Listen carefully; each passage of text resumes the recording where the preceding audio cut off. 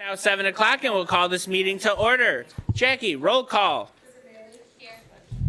Here. Here. Here. Here. And now for the pledge.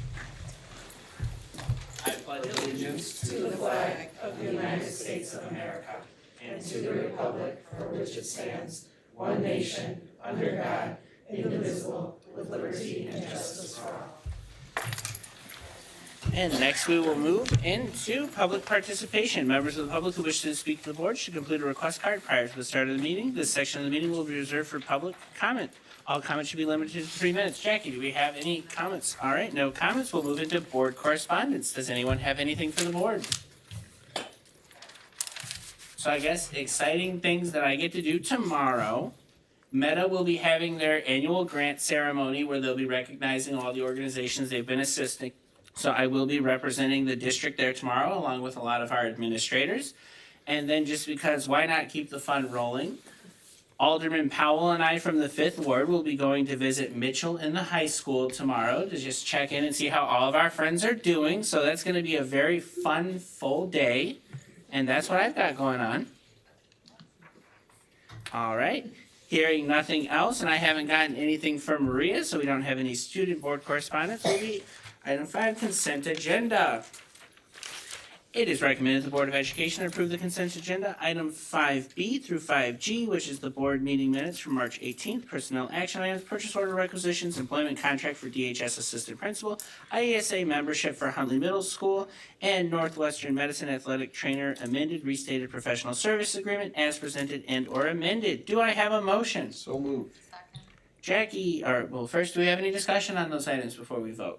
Hearing no discussion, Jackie, roll call. Nick Atwood, Yes. Steve Byers, Yes. Jose Jaquez, Yes. Christopher Boyce, Yes. Mark Sherbat, Yes. Kristen Bailey. Yes. All right, and then moving into old business. First item is item A, Fusion NWEA MAP Conference. It is recommended the Board of Education approve the travel to the Fusion NWEA Conference. Do I have a motion? So moved. Second. Jackie, roll call. Steve Byers, Yes. Jose Jaquez, Yes. Christopher Boyce, Yes. Mark Sherbat, Yes. Kristen Bailey. Yes. Nick Atwood. Yes. Item B, admin stipends from the 1003A title grant funds. Do I have a motion? So moved. I didn't read the You can read motion. that. It is recommended the Board of Education approve the additional pay for school level administrators for additional duties aligned to school improvement. Do I have a motion? So moved. Second. Do I have any discussion on the motion on the floor? Yes, I know the board discussed this at the last meeting, and unfortunately, I wasn't unable to attend the last meeting. I have a little bit of difficulty with this particular item. I know the board has approved this in the past, and I was just looking through the listing of what we've spent money from this fund before, and I think, if I'm not mistaken, we don't have to spend this money until August 31st, if that's my understanding. Last year, this fund received $840,000 in this grant, and this year we're having $606,000.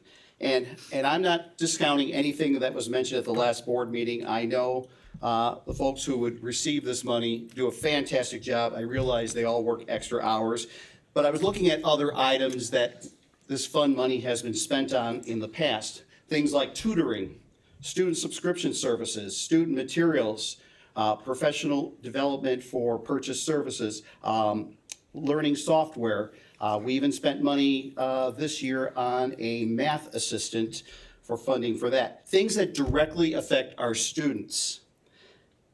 I would like to see if perhaps we could postpone this and look at items similar to what we spent it on rather than putting money toward administration as far as bonuses, as far as I'm concerned. I don't think it's a great expense. I think we could prioritize students with this money rather than provide bonuses. And again, I'm not saying that the administrators, they do a fantastic job, but I would like to see the money go directly to things that affect the classroom directly. I'm not sure if there's any other interest. Just last year, 24-25, 9.4% was toward the stipends. This year, the amount of the money from the grant is 14%. That's a huge hike. So out of $606,000, we're gonna spend $85,000 on this. I'm very uncomfortable with this. Just so I understand what you've said, are you making a motion to table the current? Yes, or postpone, I should say, would Okay. probably be the right word. Is there a second for Mark's motion? Hearing no motion, that motion dies, so we will return to the motion that was on the floor. Jackie, roll call. Jose Jaquez, Yes. Christopher Boyce, Yes. Mark Sherbat, No. Kristen Bailey. Yes. Nick Atwood, Yes. Steve Byers. Yes. Item C, Building Thinking Classrooms Workshop. It is recommended the Board of Education approve for 6 Cortland teachers and 4 administrators to attend the 2026 Building Thinking Classrooms Conference, June 29th through the 30th, 2026. Do I have a motion? So moved. Second. Jackie, roll call. Christopher Boyce, Yes. Mark Sherbat, Yes. Kristen Bailey, Yes. Nick Atwood, Yes. Steve Byers, Yes. Jose Jaquez. Yes. Item D, bid results HMS HVAC abatement. It is recommended the Board of Education approve the Huntley Middle School HVAC abatement base bid in the amount of $37,200 and alternate bid number 2 in the amount of $2,800 to Nationwide Environmental and Demo LLC from Franklin Park, Illinois. Yes, do I have a motion? So moved. Second. Do we have any discussion on the motion? Yes. Tammy, just to be clear, this is the one that you gave us that was lower than what you originally? Yes, the projected correction, budget right? on this originally was 125 to 150,000. Yes, the original budget that we put forth when the original bid results were brought was the 125 to 150,000 dollars. This vendor did come in significantly lower, but has been fully vetted out by our environmental consultant, and we have no concerns that it will be fulfilled at the rate that we're looking at. Thank you. You're welcome. All right. Any other questions? Jackie, roll call. Mark Sherbat, Yes. Kristen Bailey, Yes. Nick Atwood, Yes. Steve Byers, Yes. Jose Jaquez, Yes. Christopher Boyce. Yes. Item E, bid results Huntley Middle School band room flooring replacement. It is recommended the Board of Education approve the alternate bid results for the Huntley Middle School band room flooring replacement in the amount of $34,980 to Rockford Carpetland of Rockford, Illinois, and the amount of $54,740 to Alliance Environmental Solutions LLC of Wheeling, Illinois. Do I have a motion? So moved. Second. Do we have any discussion on the motion? Jackie, roll call. Kristen Bailey, Yes. Nick Atwood, Yes. Steve Byers, Yes. Jose Jaquez, Yes. Christopher Boyce, Yes. Mark Sherbat. Yes. Item F, Summer 2026 Teaching and Learning TOSA LOA. It is recommended the Board of Education approve this request for the TNL TOSA LOA regarding the 2026 summer hours. Do I have a motion? So moved. Second. Do we have any discussion on the motion on the floor? Hearing no questions, Jackie, roll call. Kristen Bailey, Yes. Nick Atwood, Yes. Steve Byers, Yes. Jose Jaquez, Yes. Christopher Boyce, Yes. Mark Sherbat. Yes. Item G, Marching Band Travel Request, MB Super Regional Competition. It is recommended the Board of Education approve this request for the DeKalb High School Marching Band to attend the MB Super Regional Competition in St. Louis, Missouri from October 22nd through the 24th of 2026. Do I have a motion? So moved. Second. Do we have any discussion on the motion? Hearing none. Jackie, roll call. Nick Atwood, Yes. Steve Byers, Yes. Jose Jaquez, Yes. Christopher Boyce, Yes. Mark Sherbat, Yes. Kristen Bailey. Yes. And that's done with new business. On to Vision 428 business. That's all. Oh. Mine just says. Vision for 20. Don't worry about it. Okay. Whatever. Let Billy talk. All right, is it my turn? Yes. All right, so I'm just here to, I know at our last board meeting, we asked if the board would come with picking one of the options that we provided. After talking to various subcommittee members, our committee, stakeholders, we're still going to move forward with Vision 428. We're just gonna do it in a more deliberate and at a more deliberate and measured pace. We want to make sure we're fiscally responsible and we're doing this the right way and not get stuck in the middle of something and not be ready for it. So the work is not stopping. We're going to continue to work with the subcommittees. Right now, my task will be to work with our team to make sure we can backwards plan, a new timeline, and then from there, subcommittees will be reaching out to their members and begin planning again. I'm guessing probably over the summer, probably won't meet much, but after that, we'll probably kick off in the fall. Any questions? Not necessarily a question, but I wanted to thank all the committee members who are here and anybody who's listening, will listen, whatever. It was an amazing amount of work done in a very short period of time. And the fact that we were appreciative of just pumping the brakes a little bit says nothing about the work that was done. It's a great job by all, I think, but just looking from a 50,000-foot view, maybe the accelerator's down a little too fast. Sure. Yeah, I appreciate that. All right, thank you. Now moving into new business. Item A, resolutions abating a portion of the taxes heretofore levied for the year 2025 for the educational fund levy. This is information and action. Armir. Yes, in the board agenda item, we have two resolutions. One for amending the tax levy adopted in December of 2025. We would like to maintain our commitment to make sure residents and businesses pay the same tax rate as the previous year, holding the line on the district's share of their property tax bill. So we're bringing a recommendation to revise the tax levy by $2.6 million to reach the 4.83% rate, which holds the line from previous year. The recommendation to hold the tax rate will hold residential property tax rates flat, providing the relief in forms of the rate.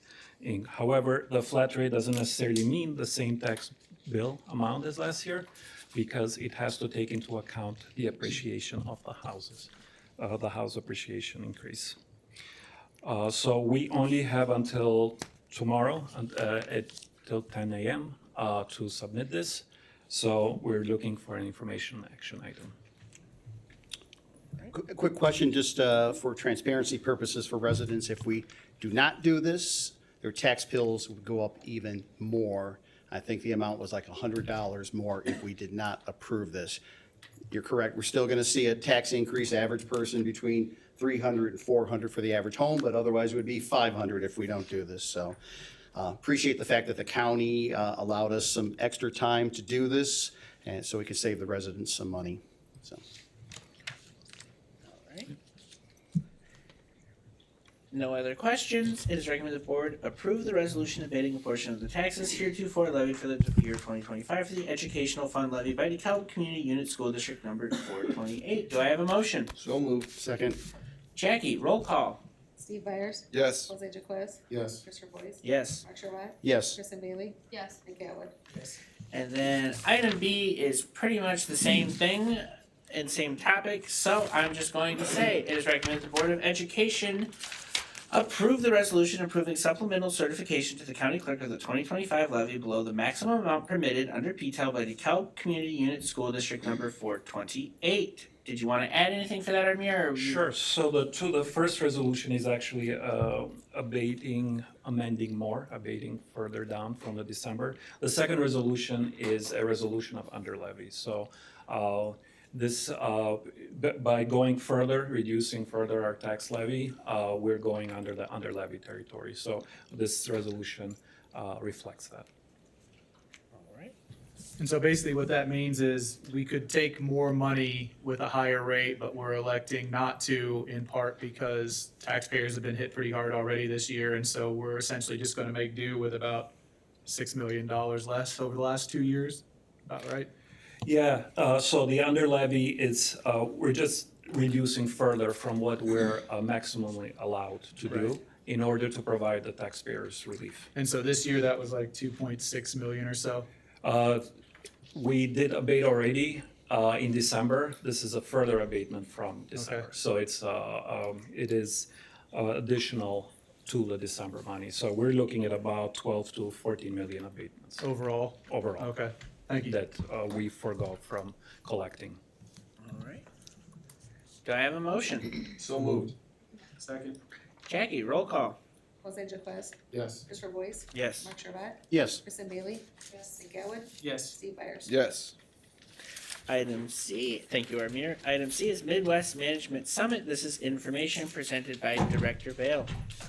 Hey, good evening, everybody. Jeremy Hernandez, our system analyst 2, is looking to attend the Midwest Management Summit, which is a 5-day conference held in Minnesota. Conference runs from May 3rd to May 8th. Hotel passes are covered under the just under $3,000 cost, and then it's about $780 in gas and mileage and tertiaries. But it covers many of the topics on systems that Jeremy oversees, mainly on our Microsoft environment. So this is kind of the centralized conference that he tries to attend every year if possible. And this will be coming out of the technology budget, specifically our travel line item at a cost of $3,679. Quick question. This is out of local funds, correct? So Correct. there's no way we can get money from any of our other grants or anything for this, right? I'm assuming we couldn't So use a lot of that. the I'm always a little grants- uncomfortable using local funds for travel. I so- wish. Unfortunately, a lot of the grants don't align towards technology. Right. They allow for specifically like a curriculum-based sort of conference, but not usually a technology-based conference. So we're gonna be kind of like the redhead stepchild on some of those, some of those grants. This is already budgeted money, right? We already have this. This is budgeted money that we have. So typically within the travel budget, there's maybe about 2 out-of-state conferences that it can handle. But then the rest of that budget pays for all the in-district mileage for all the FTE and hourly employees who drive in between buildings with their own vehicles. In which those costs are escalating as well. So. I know, I sincerely apologize. Are there any other questions outside of Mark's? Do we have consensus to bring this back? Yes. Yes. All right. Right, thank you. And next item will be item D, Courageous Principles Leadership Development Program, June 2026. Because of timing, this is info and action. Good evening again. So this, Hold on a second. Ben, is there enough time to respond if the conference is in May? Yeah, they said it would be all right. Thank you. Thank you though. Thank you. oh, you're good. So Courageous Principles, we've sent a couple of our administrators already. They went to round 1. It's a cycle, so there's Courageous Principle 1, Courageous Principle 2. We like to send them now to 2. And any new administrators that we're hiring, if they're able to internal now, that are moving into the admin role, we'd like them to also be part of Courageous. So our dean of restorative, our restorative dean at Malta Elementary is currently a teacher and will be moving into a dean position. So we have invited that person as well. Billy, how does this differ from we approved back in January for, I think there's a conference coming up next week, if I'm not mistaken.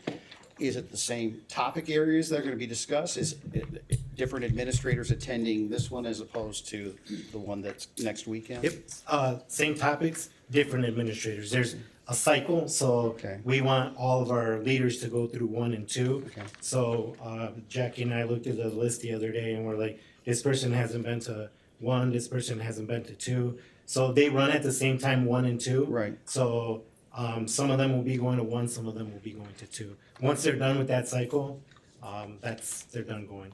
And this is all grant money, so. Correct. People know that. so. All right. Do I have a motion? So moved. Second. Jackie, roll call. Christopher Boyce, Yes. Mark Servat, Yes. Kristen Bailey. Yes. Nick Atwood, Yes. Steve Byers, Yes. Jose Jaquez. Yes. Alrighty. Item E, ELDC Building Design Update. This is information. This will be presented by Kyle.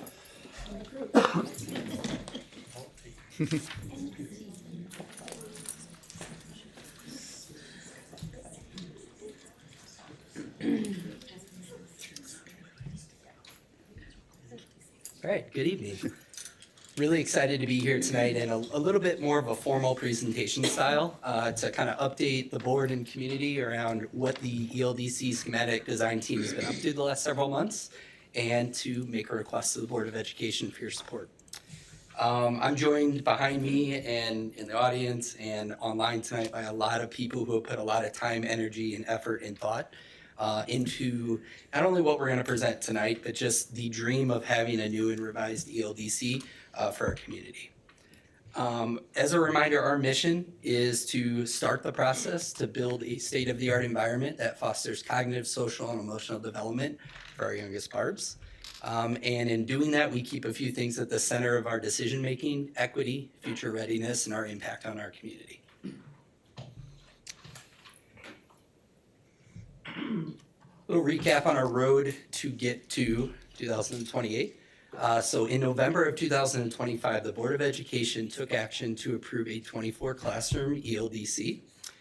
In March of 2026, which is really present day, we are coming forward with the board to give an update on our schematic design and where we're at.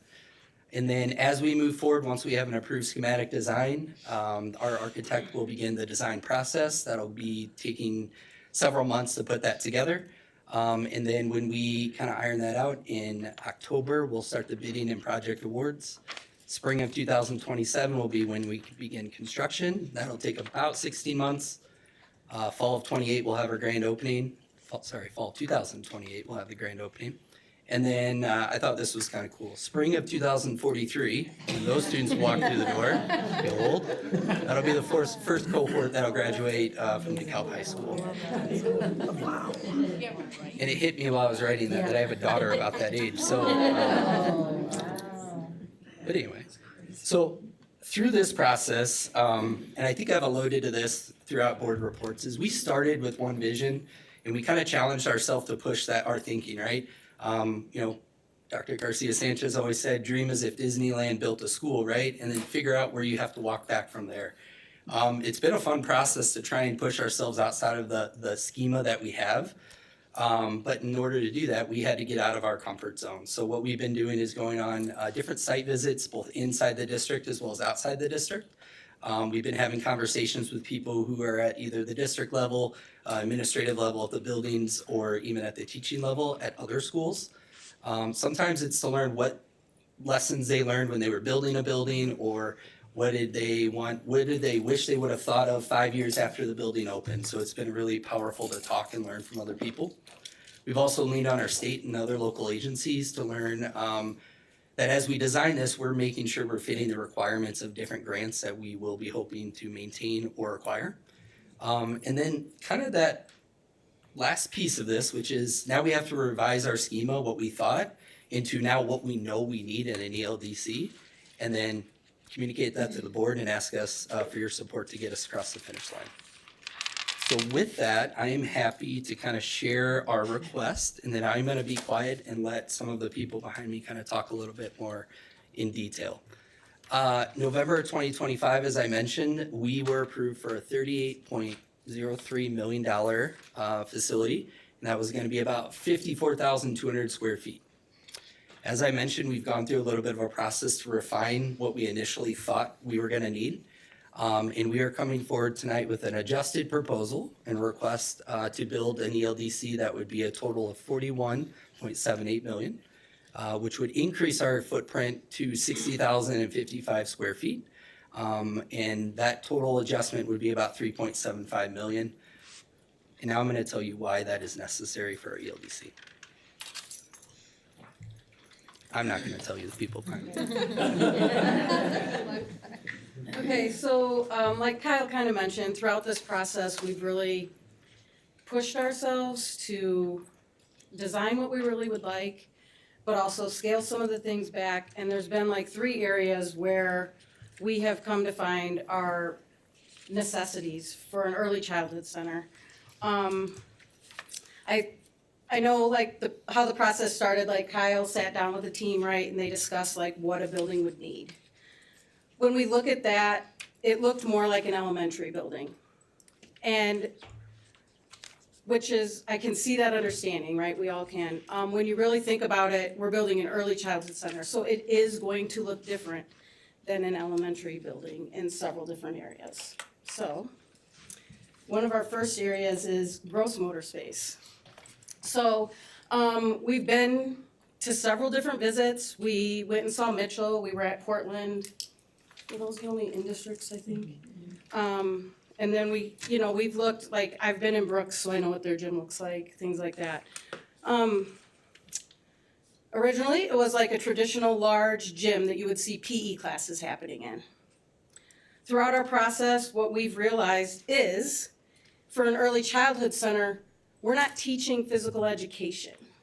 So we're providing students with opportunities to develop gross motor skills in a different way so that they're ready then for those physical education classes when they do enter elementary. So we've kind of pushed around some ideas. We've seen some centers. Those are pictures from one of the centers we actually saw. What we're proposing is 3 smaller indoor gross motor areas opposed to 1 large gym. We're gonna have a lot more students. Every class has to have 30 minutes of gross motor time a day. If we were to do that in 1 large space, we'd be having like 120 kids in a gym. Not just 120, 120 3, 4, and 5-year-olds. Okay, that would be very chaotic and at times very unsafe. If we are able to do the 3 smaller gross motor areas, you'd be having about 40 students in there at a time, which then would allow them the opportunity to engage in all those gross motor activities we have available. Through our grant, currently, we have to provide 7 different gross motor skills that students are working on at that time. So we have to have bikes, we have to have balls, we have to have climbers, all these different things for the 7 different areas that they can work on.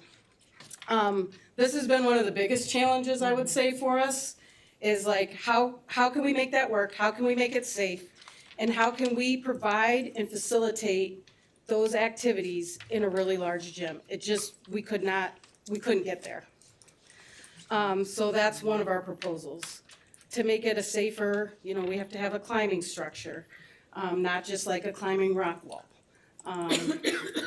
That, one of those pictures is a bike path, something like that where kids can ride bikes and some balls, and they've got mats for tumbling and things like that. So that's one of the areas that we've really kind of been stuck on, and how can we make that work for early childhood students, 3, 4, and 5-year-olds. Do you want to do the next one, or you want me to? Can I ask a question about that one first? Yeah, go ahead. So, am I understanding it right? So you need to have 3 separate spaces because you're going to have like the bike path in each one and the climbing structure in each one, and that's because you have the groups that are all going at the same time, and so you couldn't like do one of those like field house dividers because you still have to have separate equipment space and separate bicycle space and all that? Okay. Yeah, we kind of talked about that, because when we went to Mitchell, I was like, this was when we were still like, we could make a large gym work. We could put the divider down, do all that. We've kind of tossed around ideas that each one would look a little different, but have like the same activities available, and then we'd kind of do like a daily rotation through. So maybe Monday I'm in this one, Tuesday I'm in that one. Some other ways to really make this a utilized space is 2 of the programs we went and observed have doors that open to their outdoor gross motor space as well. So when it's nice, that space can also be utilized, and not just when we're stuck in because of the weather. And most of the winter, we're stuck in, because we don't go out if it's below 20. So, so that's one of the ideas we've tossed around too. I just had a question really quick too. Yeah. I was just curious, because we were talking about 40 kids in each one. What is the square footage of these smaller spaces? What do we have written down on that? No. I Do we feel have like any it was rough like 1,600 or close Oh, to of that. each? Each. Oh, okay. Cool. I should have had that Mini paper in heart front of attack me. looking at these photos, like, oh my God. Oh, no. 40 of my daughter in that space. Yeah, no, that space was probably a little smaller, but it was one of them we saw that's one of the newer builds. Okay. And kind of like some things I've seen at other places that I've worked. Definitely you have to have that climbing structure in there, so you gotta have the room and the measurements and all those things for it to be, I suppose, up to code. Do we know how big the original gym was gonna be, where you could do the single? Yeah. I don't know, Tammy's looking that up as Tammy's well. working on Tammy has some all of the numbers, all right. Not in my head. Originally, we were looking at a gym that was gonna be 5,000 square feet. Okay. And the gross motor spaces we're looking at now are closer to 1,700 square feet for each of them. Okay. And correct me if I'm wrong, did you say that you're having the same equipment in each one or just different equipment with the same general like movement types, right, or skills? Yeah, so initially we had thought, we tossed around an idea that each one could look very different and work on a different skill. But the more you look into the grant, it states that you have to have 7 different motor skills that students are working on while they're in the gym. You have to have 7 things available for different gross motor skills. So we would design that, they'd all have the same thing, but maybe the climbing structures in each one are a little different. So that it's not the exact same. Got it. Yeah, that's what I was wondering. Any other questions on the gross motor space? I see you Bigger- looking at No, me. it's a bigger question, so go ahead and you might answer it on the way. Okay. Shannon? Yeah, absolutely. Hi. So as we're looking at this second proposal, we are, understanding the needs of our students and how to support them.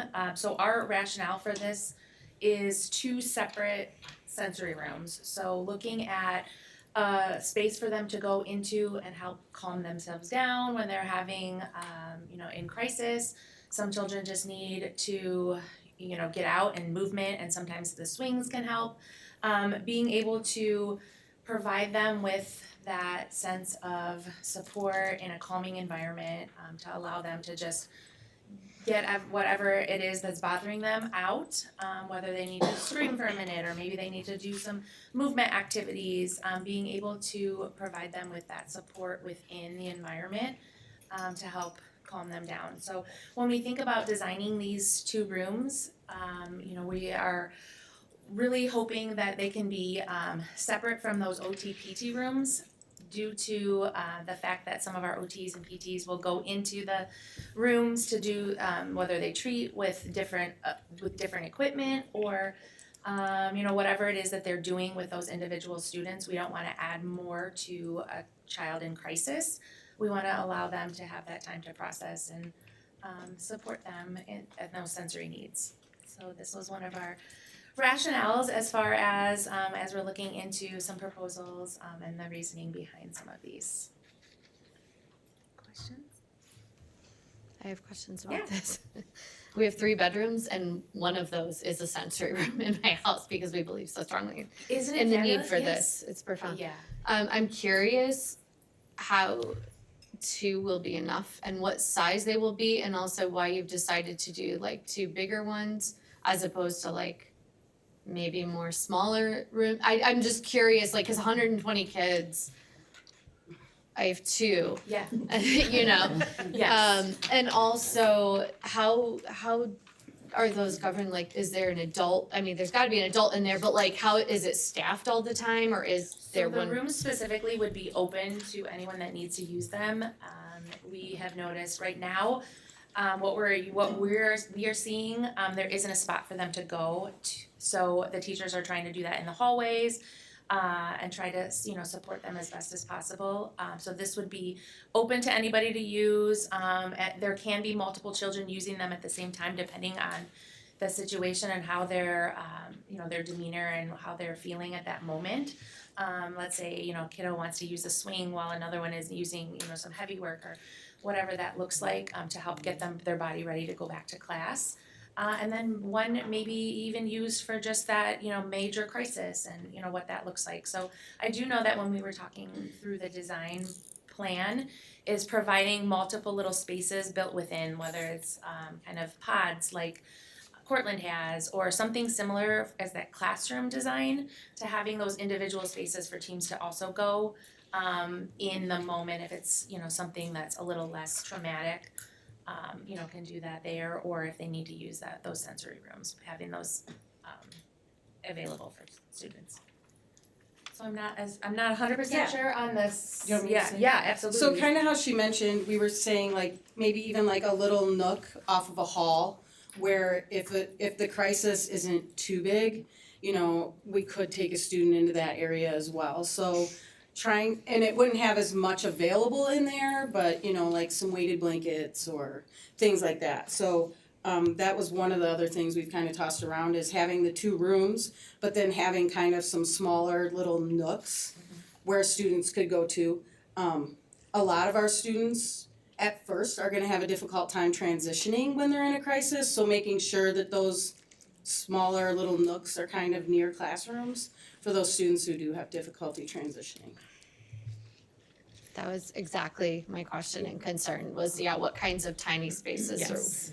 will And you all of have our- calm down? Absolutely. All of our classrooms will have calming corners, and we will be teaching them how to, you know, help their bodies calm, get ready to learn. You know, even when they are in crisis in the moment, if it's not too big, then they can have that within the classroom. But there are times where they need, you know, to exit the classroom and just, you know, have a little bit more support and time to just de-escalate. Any other questions? Jack and Jill bathrooms. Oh, yes. Ready for the next one. Jack and Jill bathrooms. Yes.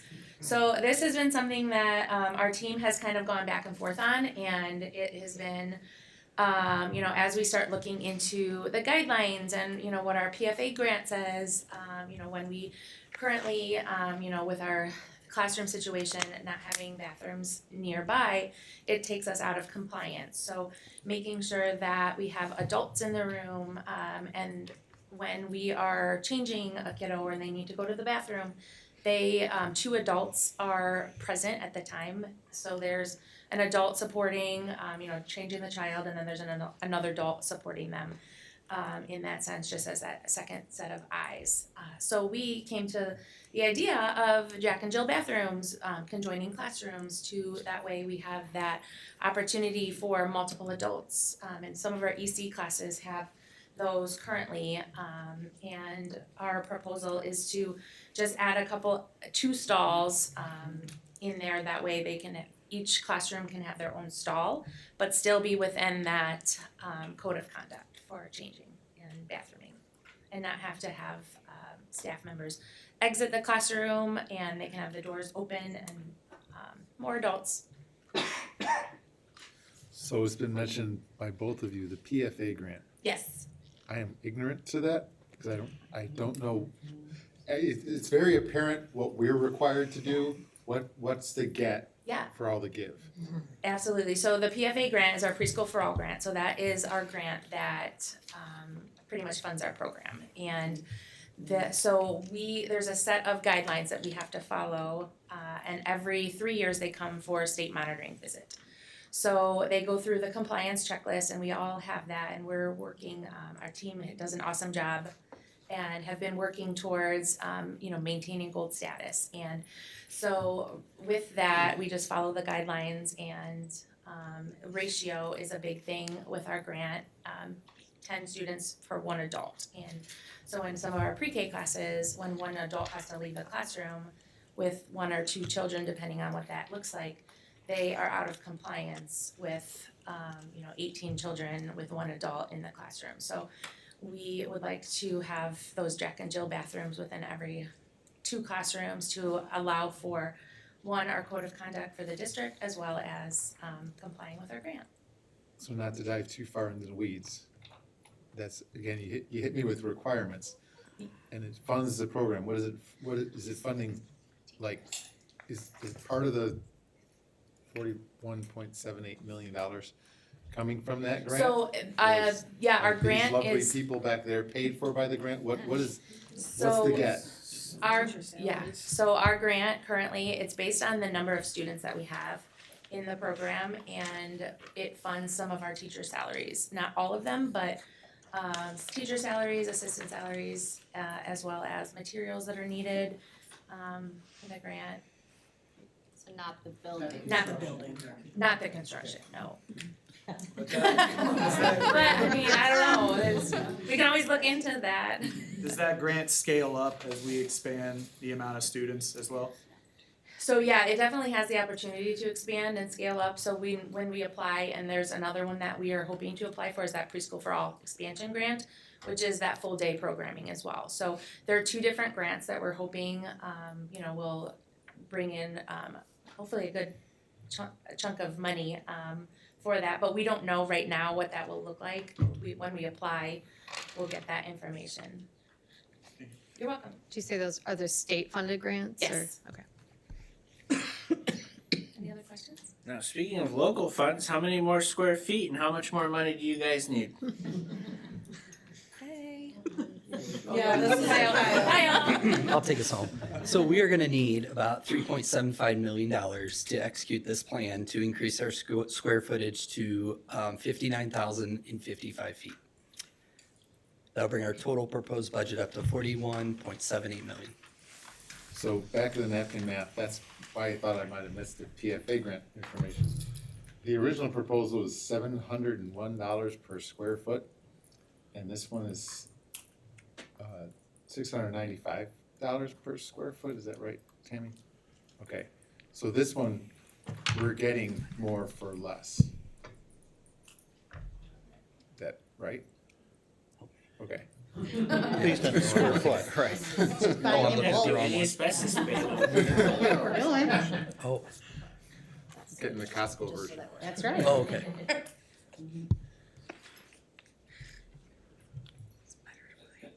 Okay, so we're gonna look at this number right here.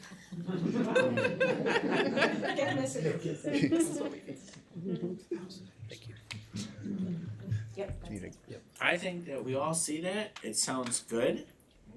Is there any more questions? I'm curious, obviously, we're not approving anything tonight, but I'd be curious to find out, since we're using our reserves for this, how this will affect our reserves going forward and budgeting for this difference, because it is about 10% more, so just to see how that's gonna affect things, but I assume we'll get those numbers later, right? But you want that answer now, or you Well, want if we have an answer now, that'd be great. I wasn't Are we- planning if our mayor had information on that, because we did set aside a certain amount, and I'm just So curious. we're not using setting aside. There's no confusion, Right. it's not setting aside, it's sitting in the fund balance. In the fund balance, all And we right. are tracking this money separately to ensure that we have it so that we can use it for the purposes of the development of the yields. So I just wanna make sure, because we've had a problem with the term set aside. Right. Okay, so, Yeah, and so it will be taken out of the fund balance. It is projected to, with a forecast, it allows for the fund balance to get it out of for the increase for that. So, I mean, we're, unfortunately, while we're doing all these under levies and tax abatements, I mean, that does affect us Right. operationally, but it is something that we do have it in our fund balance. You turned off the mic again, Amir. It keeps going down. so, Amir, just kind of remind us of when we initially requested this, we had already stated that we had a certain amount of money that we were tracking Right. for the right. purposes of this, so just kind of reiterate where we are with that maybe? Sure. That might help. So our initial plan was to take it out of the E-zone money. So currently, we have about $26 million.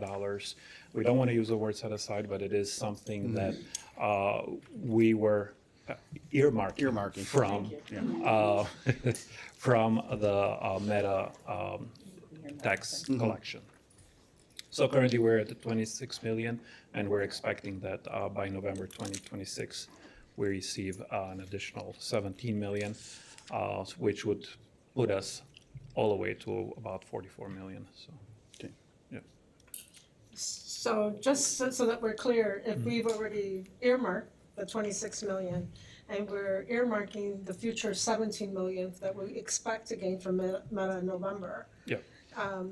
where does that, at that moment, then leave the fund balance? Do you have that number or percentage? So, yeah, we have it. It's, I would say, I don't know it at that time, yeah, but we do have it as a part of our 5-year forecast. And we can get it to them, if we don't have it right now, we'll make Correct. sure that we get it for you tonight. I guess I'll ask the question in a way that might just make it easier. Sure. Let's just say our fund balance is, for easy math right now, let's just say it's at $100 million, which I know it's ballpark a little more, but whatever. If it's at $100 million today, is the money we receive from Meta and E-Zone for the next 2 years until this thing is fully done going to keep the fund balance at around 100 million, or do I expect the fund balance to be at 60 million once ELDC is done? So, so the phase construction, it is between about 2 or 3 years. It's not gonna be the construction payments are not gonna be an even number, right? So, we are looking between 70 million to maybe 100 million in the next years. That's helpful, very helpful. All right. Like that's left in the fund balance. Yes, okay. I just want to make sure I understood that correctly. Yeah. I just had a quick question for Kyle, just to clarify what the extra 3.75 million is for those 2 sensory rooms and the Jack and Jill bathrooms? Yes, or- yes. How many So what we Jack would- and Jill bathrooms will we have, actually? Our schematic. Oh, sorry. I believe there would be 10. Okay, so you're just changing all of them to be Jack and Jill? Yeah. Okay. And On the original design. I guess that was Kyle's question, so I'll let him talk. So what the ask is. Sorry.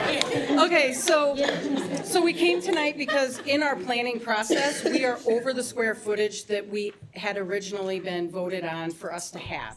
So what we're asking for is just that more square footage to make those 3 areas possible for us.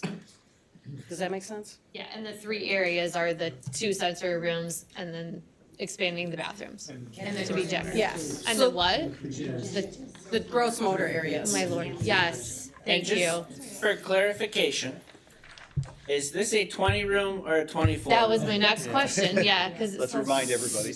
Okay, so, I don't know if I can speak to that, but some of our schematic designs right now that we're drawing up are for 20. And the reasoning for going with 20 is for that classroom space. If we went with 24, our classrooms would have to be like 800 and some square feet, or 900, I believe. And when we went with 20, that allowed us to have classrooms of 1,000 square foot each. Which, again, per our grant, there's like so many centers we have to have. And right now, some of our rooms are like 800, 900, and everything's just kind of crammed in there. And then we went and looked at, I think some of Mitchell's kindergarten rooms are about 1,000 square feet, so we went and observed those. And some of our other buildings, and that classroom square footage would allow us to have all those centers available for all of our students all the time, so. So, along with asking, and this isn't a critical question, let's understand things. Along with asking for the more money for more square footage, you're also amending the ask for the number of rooms. This will be Kyle. And we went around and around about this, that the original motion that was passed was for not up to 24 rooms, but for 24 rooms. So we would have to change that. Well, but remember, we're asking for, these other rooms are considered classrooms. So the other 3 rooms, the sensory room, those are all considered classrooms. They're actually building more classrooms. They may not be the same size, but they are more classrooms than what you've already approved. So we're talking 3, 4, 5. So now we're over the resolution. Yeah, Either way, something might get amended. Can I make a clarifying point? This helped me, right? Again, elementary versus where our new frame of reference is. I was always thinking, 20 or 24 classrooms, that's where the magic happens, right? In the classrooms. The ELDC, and other schools do this too, the instructional elements are embedded throughout the school. So those gross motor spaces really are an instructional setting, just not your traditional classroom. So when we got in there, we were like, all right, we gotta stop looking at this as number of classrooms, although we gotta come back to that. We gotta look at this as how much square footage do we need in order to be able to instruct the way that we know we need to, either per grant requirements, best practice, that kind of thing. Then we So- came back to the classrooms. So or just so that, again, so I can kind of understand. Part of this ask is that going into it, you didn't know what you didn't know? That's always the case. But I'll say this. We're always gonna be open to learning and revising based on what we learned, just like we did with vision, right? So we didn't know what we didn't know till we got into the vision planning, and then we realized we had to pivot a little bit. That's what we did this time, except we pivoted a little bit to where it increased what our needs are. But I will say I reserve the right to pivot again, should a better idea come up or something different, but, yeah. Okay, thank you. Pivoting to a similar topic, with this new configuration, do we anticipate additional staff being required as a result of this? Yes, and we are working kind of in collaboration with the vision, kind of to make sure that we map that out with our financial projections. All right. If I may make a comment regarding the square footage, because you asked if those 3 initiatives were the total increase to the square footage. There were a lot of adjustments made from the original space allocation back when the original budget was approved all the way to today. These are the 3 biggest things that have made the adjustments, but there's a lot of give and take that has happened through many discussions with this team. So I don't want anyone to come back and expect that when you add all the square footage up for these 3 specific areas, that you're gonna see exactly the increase of 6,000 square feet. It's give and take across the entire building that has caused this increase, but the net increase is what you're seeing in front of you. And the net increase doesn't really change the footprint enough to where we're worried about space on that land? Not at all. Okay. Thank you. Do we have a sense of, remind me if I'm forgetting, like number of students? Like, are we going to run the risk of running out of space very quickly? Like, how many students? Because I don't remember how many students we currently serve, and we said this will be about 120. Yeah, I'm gonna let Shannon talk to the numbers, but one of the conversations we had, and I just wanna put this out as a disclaimer, when we talked to a principal who opened a new building in August, you build it, they will come. So even that building, which they projected out the numbers, she goes, we're already out of space. And that's because we have this new facility that people wanna come to. So I just wanna say that was a Okay. little bit of a learning curve for us. It's like, oh, we have our projected numbers, but everybody keeps telling us that this does attract more families too. Yes, absolutely. Thanks, Kyle. So when we're looking at this new construction, this new building, opening up more classrooms, we are looking at doubling the number of students that we currently have. So I think we're currently at 365. Thanks, Edley. So then we're looking at, as we're putting these projections together, we're looking at 600, close to 630 to 650 students that we would have within our program. I guess just a question. And honestly, I'm sure it was someone in this room, but I was having the conversation with how many students we would serve with someone from the district at some point. One of the things that I don't think people realize though is we are also losing capacity to take students by going to full day. Yes. Because what used to be, hey, we have 26 kids in the morning, we have 26 kids in the afternoon, now it's we have 26 kids same all day. So those rooms that are going all day won't have the same capacity as the half-day rooms. Correct. They can only have 20 children per classroom. So depending on how many classrooms we have that are full day, I think my projected numbers with the 620 through 650, and I believe that would be with 2 full-day classrooms, and then the rest would be half-day classrooms as well. So that is open, obviously for discussion and what that looks like, but that's based off of 2 full-day classrooms. My one final parting comment to the board on this is, when we were finishing up Mitchell, there was a big thing about, are we doing 72,000 square feet, are we doing this? And the board was like, absolutely, no, you're not. Like, that's a lot more money, a lot more square footage. Hindsight's 20/20.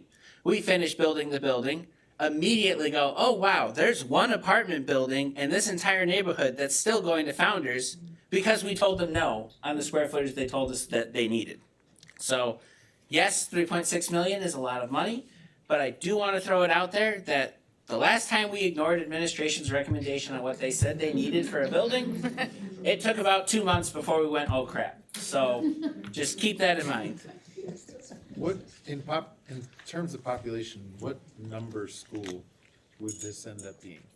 600 some odd students, that's bigger than some of our elementary schools, isn't it? It is, but they're not all there at the same time though, so they're about, oh, sorry. It is, I mean, it's a lot of, students to manage. Now, the actual students only are there half, right? So half of them are in the morning roughly, half are in the afternoon, but in the end, it's the same number of students who, for example, may need, right, IEPs, evaluations, speech, so it is in terms of when you think about, as we're thinking about staffing, it is that consideration because just the management of that, even though their little bodies may only be there half-time, you're still managing that number. So that is something that we're gonna be working closely with both Amir and Deetra about, what are the levels of staffing to make sure that we've, are able to meet all those students' needs.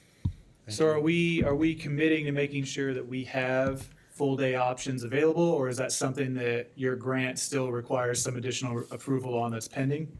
Absolutely. So we would have to apply for the Preschool for All expansion grant, and that is something that Emma and I have kind of talked about. It's been on my radar for, pretty much since I've gotten here.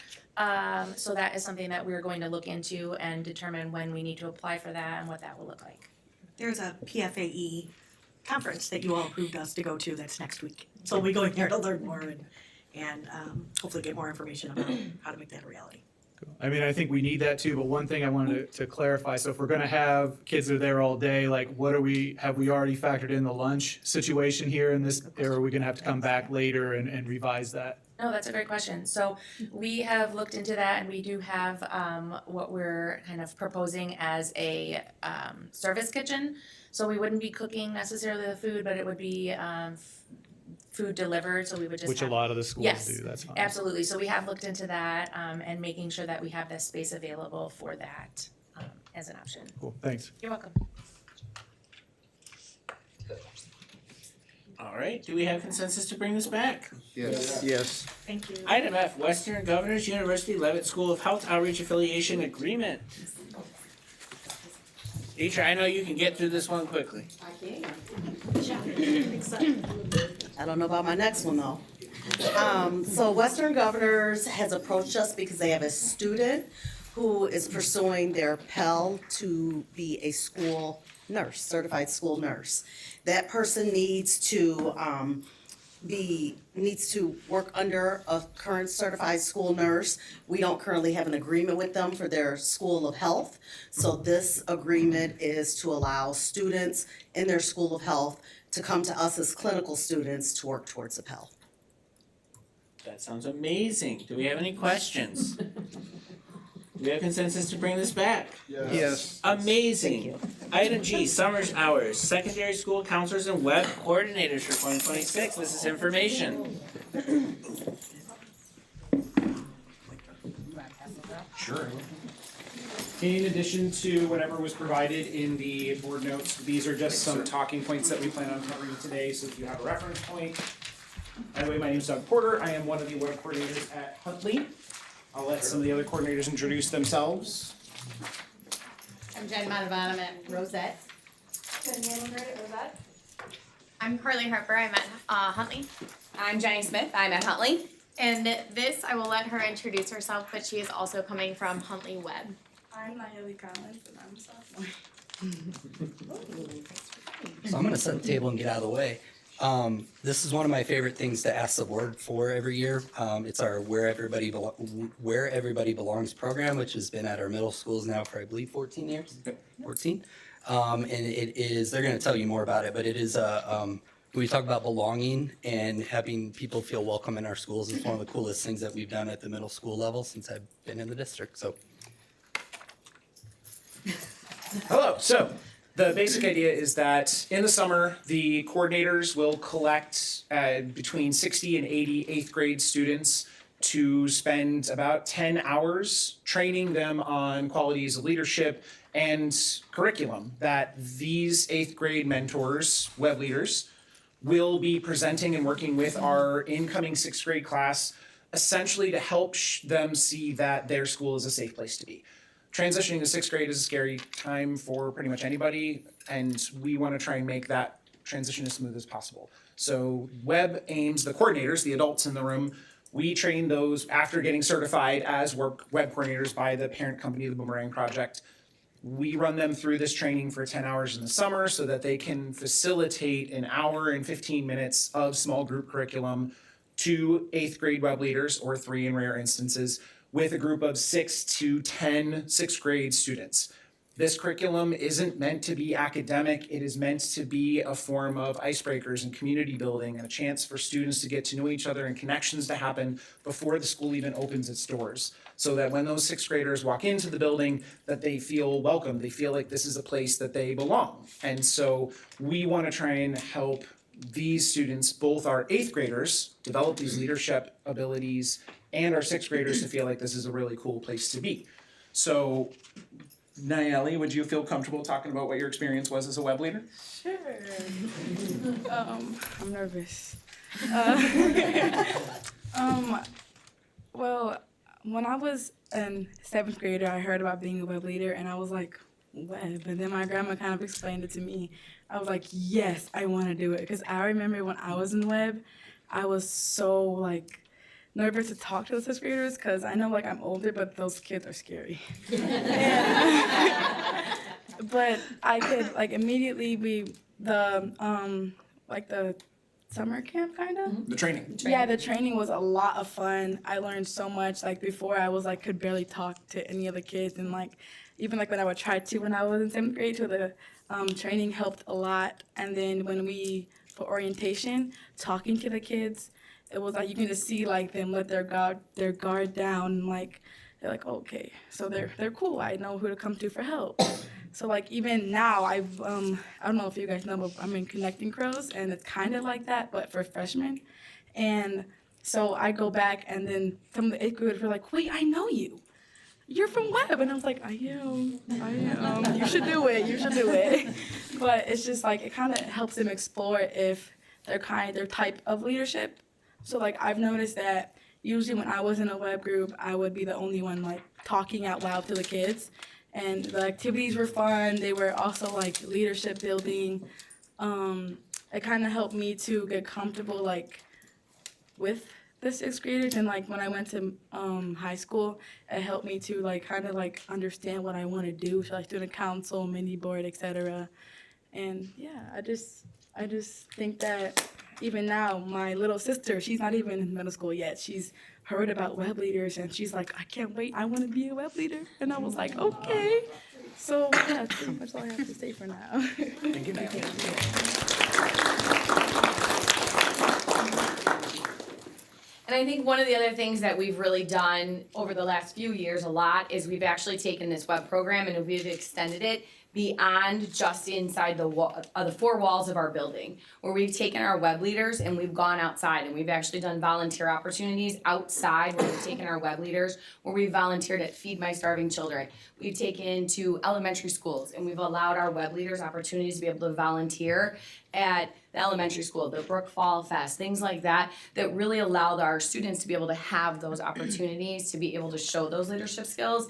And that goes beyond. I did have an opportunity today to kind of ask some of my 6th graders today that we kind of saw like what was meaningful for them for web. So I just kind of have little tidbits for you. So kind of some of the things that they said.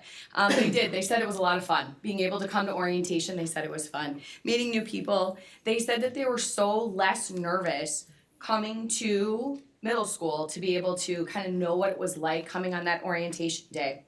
They loved that they knew older kids that they could come up and they could ask questions to if they needed to. They said the tour, it's a much bigger school. They're used to this elementary school, and then they're coming to this much bigger school that now they got that tour. They got to find out how to open their locker and things like that to be able to get around. They felt more comfortable.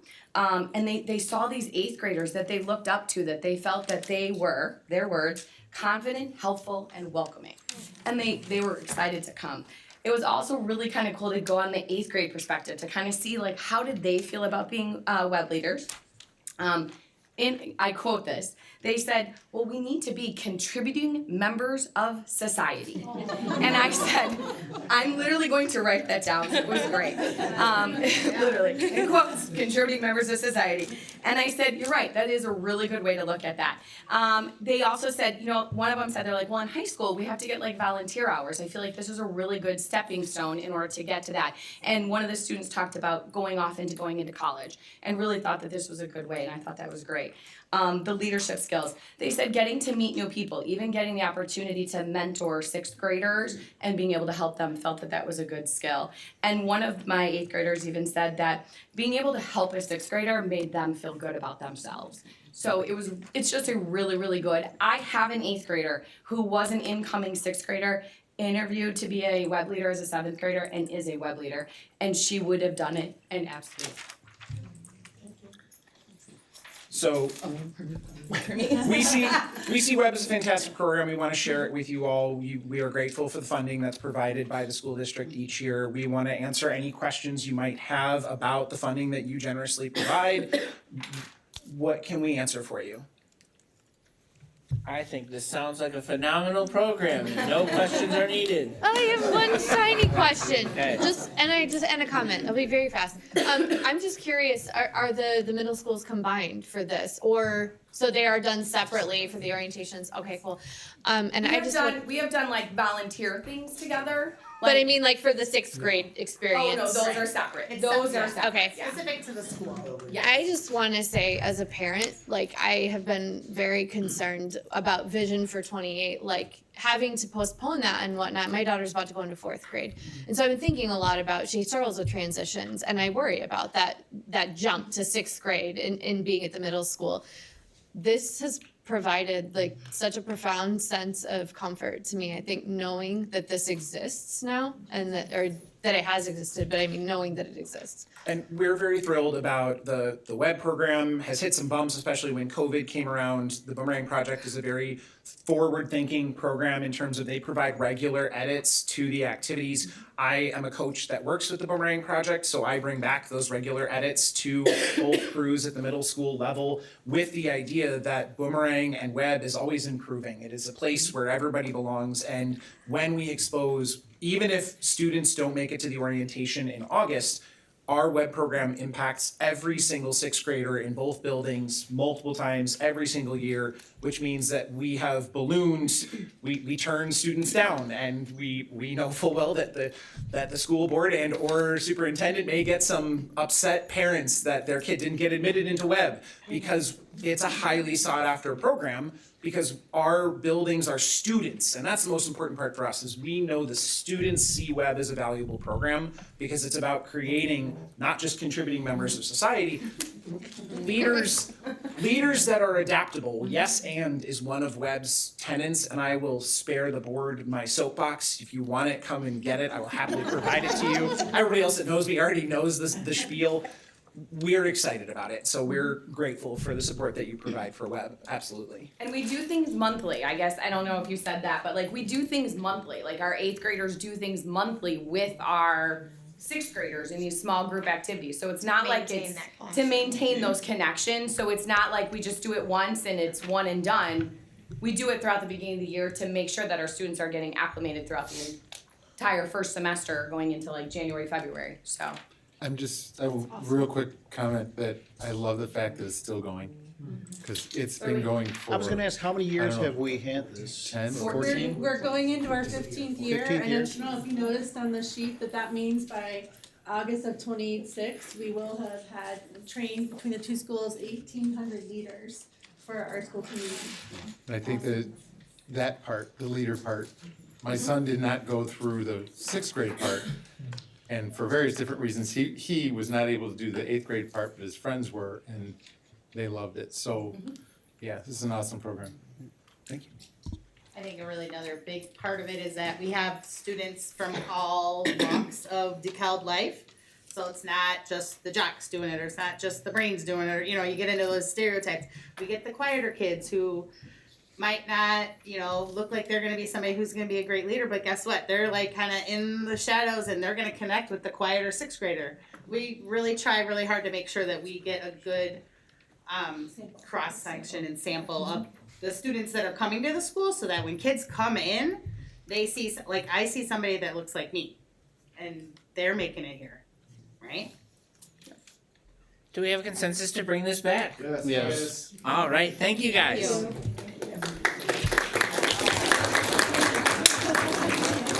a good idea. Next item is item H, which is the 2026-2027 FTE request. As amazing as we can, Deetra. Summer hours?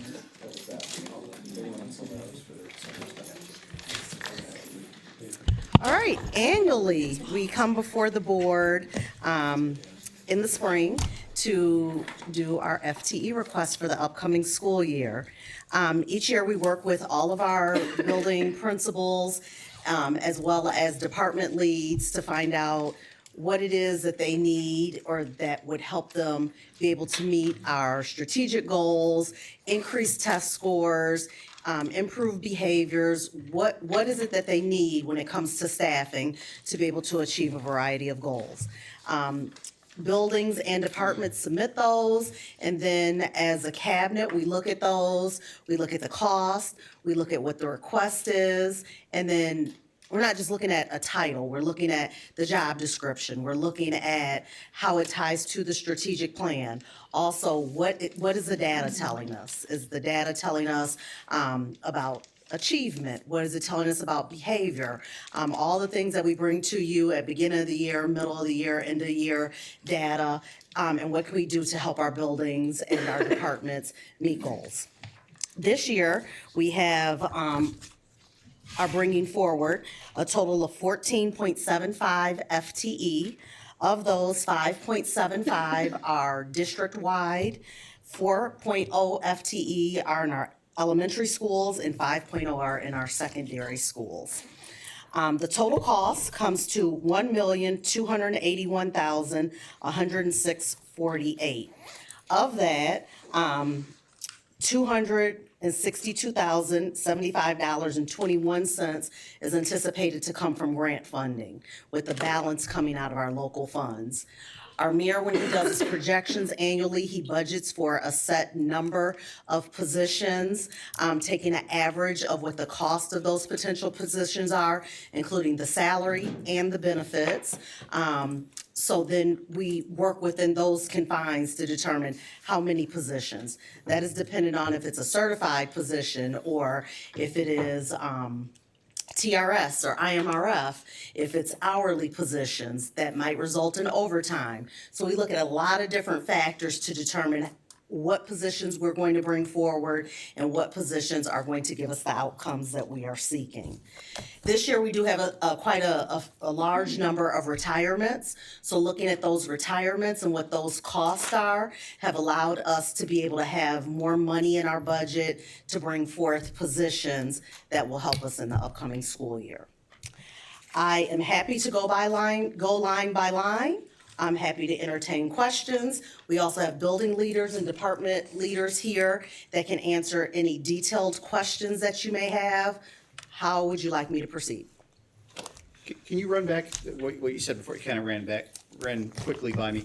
What number is the amount we have from grants to pay for this versus local funds? Sure. The total cost of what we're bringing forward for all 14.75 is $1,281,106.48. The grant dollars total is $262,075.21. The positions that would be grant funded? Yes. Is it listed specifically? It is not, because, That would be helpful. Yep, and I can update that document, but for everyone to know, it is the Student Success and Family Engagement Specialist. It's 3 positions that are in the first section under the district. Okay. The second position is the Lincoln Math Interventionist position under elementary. And then the third is Dean of Restorative Behavior, and that is also under elementary. So the math isn't mathing. It's not the total. It's not the total of the expense of the position. It varies for the positions. Okay. And then the DCTA, or the affiliated ones, DCTA, IMRF, whatever, depending on where they are in the salary schedule, the costs may change. That is correct. So every year, what we do is we take an average of those positions. It could come in higher, it could come in lower, but that's with any and every position that we have that falls under the certified. And then the last question I have Sure. is the student success and family engagement specialists. Choose my words very carefully. The ROE truancy person, Well, they're grant, not person, but a full grant. no, Okay, sorry. before they got rid of their people, their efforts to affect truancy were challenging at best. There were challenges. Because the way the Illinois state, the way the Illinois state law deals with truancy is challenging for anybody who's trying to go through the process on either side. What's different with us? So those positions covered DeKalb County, so it's not just our district. So all the districts in DeKalb County, they had to service the needs of truancy. By us, just so that everyone knows the situation that we're currently in, the regional office no longer has that grant to fund those positions. So those positions have gone away. That has now in turn given the responsibility to deal with truancy to the districts. And we don't have capacity in other positions to get that done. So the idea is to bring that in-house and then to service the needs of truancy. And Kyle can give more Kyle, details. I think you were reading between the lines of what I was trying to say, right? Maybe, let's see how I answer. Okay. I think in our conversations, either with ROE or with our conversations, either with ROE or our building staff, whether it be administrators or office staff or clinicians, even teachers, when we ask them, okay, what are the truancy efforts that have really been effective in the past? It was the outreach. So it was the families that you're having a really hard time engaging or connecting with for a variety of reasons. Having the ability to go and, this is sit down, knock on their door, have a conversation, meet them where they're at, and try and figure out what barriers exist to help them get their child to school. That has been probably one of the things that, more anecdotally, they said have been really helpful for families. Where I think we as a district can do a lot of lifting is tier 1 and tier 2. I'm not saying we couldn't utilize our specialists to help support some tier 2 needs, but what we really, I think, need support is a lot of that outreach. Now, that's not to say these 3 positions are gonna be able to knock on every door of students who aren't coming to school, but it will give us the ability to help those individuals fit within our already existing systems and to kind of help with that personalized touch. You did. Thanks. So was that grant funding, when that was limited, was that for this school year? So are they not providing anybody this year? And how has that affected, like, I know we've had a problem with chronic absenteeism, so like, what was their impact, if any? Yeah, it's been a transition year, to say very honestly. It was hard, I think, to pivot at the hour that which we had to pivot, and it kind of changed some systems. So I think we've done a really good job. Has it been the smoothest of years when it comes to supporting those processes? No. But what it has allowed us to do is identify, like, where are our gaps? Like, what are we able to kind of manage on our own? We are having some conversations currently about that current grant that the ROE didn't get awarded last year, and how we could either work with them to help bolster their efforts to maybe secure that grant in the future, or is there a possibility for us to pursue that as well? Was that a federal grant or a state grant? I believe it's a flow-through grant. Don't quote me on it, Nick, I'm not sure. Sure. And then I guess secondarily to that, since it was a countywide, program through the ROE, how many truancy officers, for lack of a better word, were they actually assigned to like our district amongst that? Do you know? And does this fill that gap? And can we do a better job with our own people, I guess, is another follow-up. It's a tough one. I don't want to answer it in a way that diminishes the ROE's efforts Sure, in the no, past. I'm just saying that it is But allocation of yes, we can. resources. It's Yeah. not, it's just a simple question like that. I'm very confident that we can do a lot with those resources that can be impactful for our students that are struggling the most or the families that need the most support. I believe they had around 8 that were assigned for the county, but I don't know That how sounds many about for right. district. So there were 8 assigned for the county. They didn't necessarily call them truancy officers. Right, I forgot the term they called them.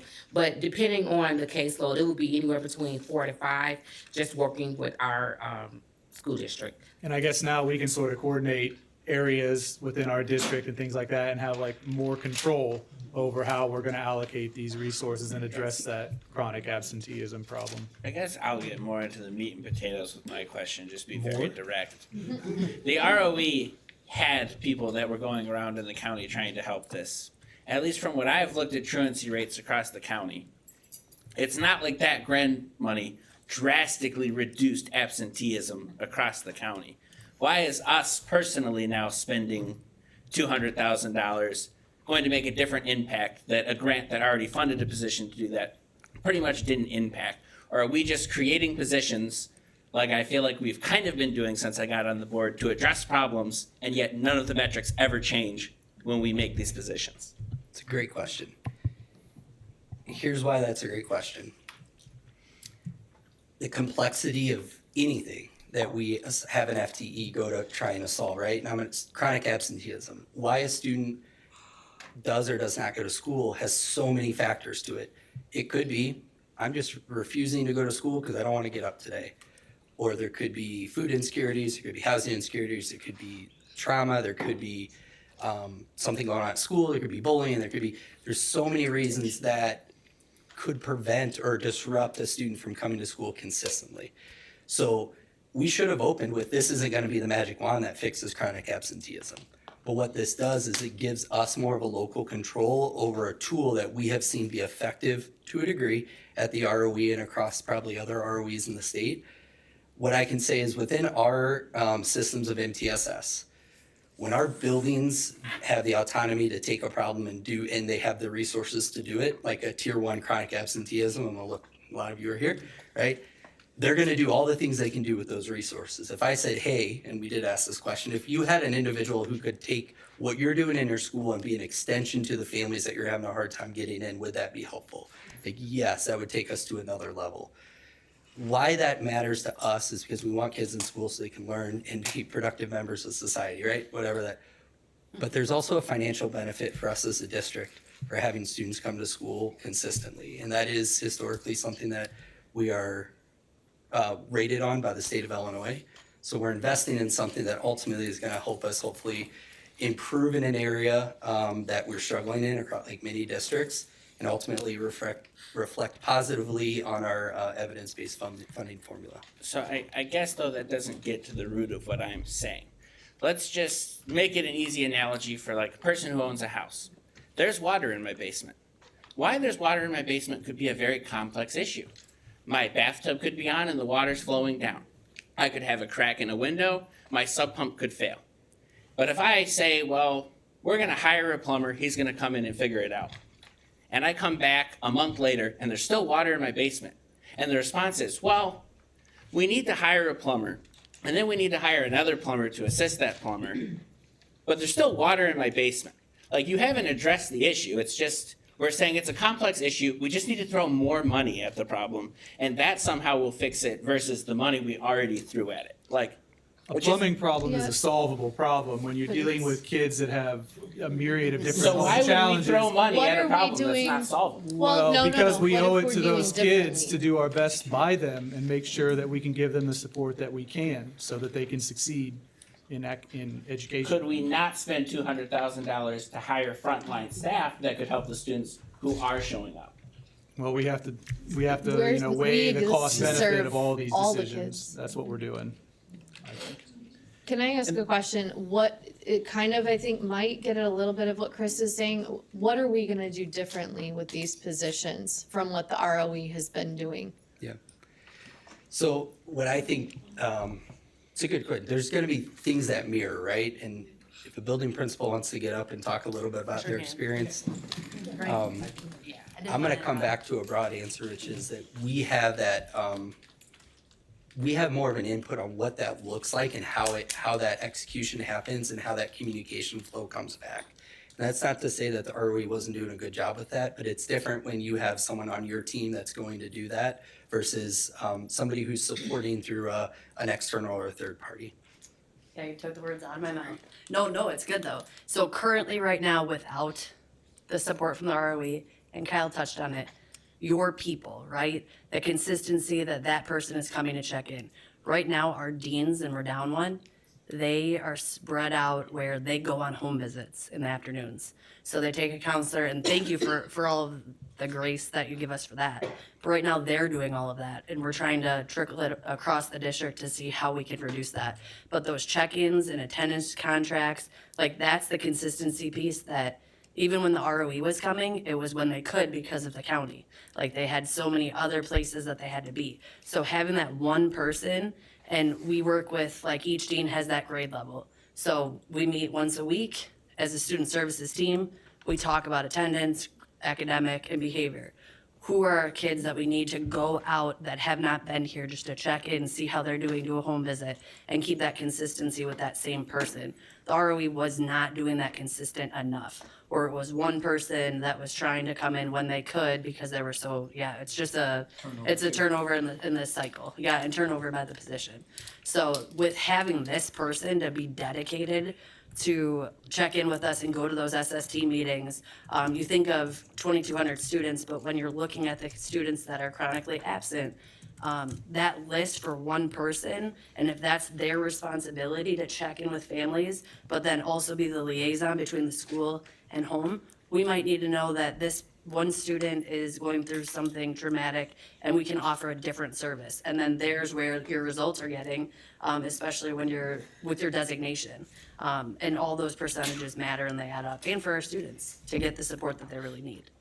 So it's hard to do when that person is not on your team every single day and going into these meeting spaces to talk about the students and what they need.